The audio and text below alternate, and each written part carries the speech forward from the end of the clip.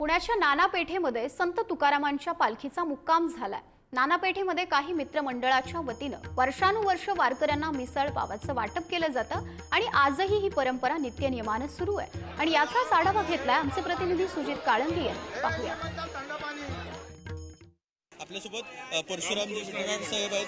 काय सांगाल साहेब की कशा पद्धतीने ही परंपरा सुरू झाली आणि काय भावना?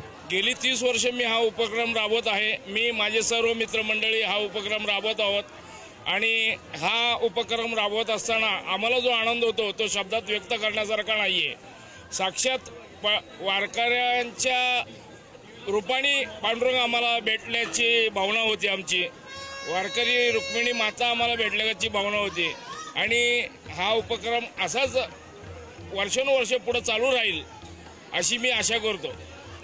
जेवढं करून माझ्या मित्रपरिवाराकडे मला करता येईल तेवढं मी जास्तीत जास्त वारकऱ्यांची सेवा करायचा प्रयत्न करणार। पांडुरंग रुक्मिणी माता मला आशीर्वाद देव ही माझी त्यांच्या चरणी प्रार्थना आहे। आपल्यासोबत चेतनजी भोसलेत। चेतनजी काय सांगाल, काय स्वरूप असतं या सगळ्याचं?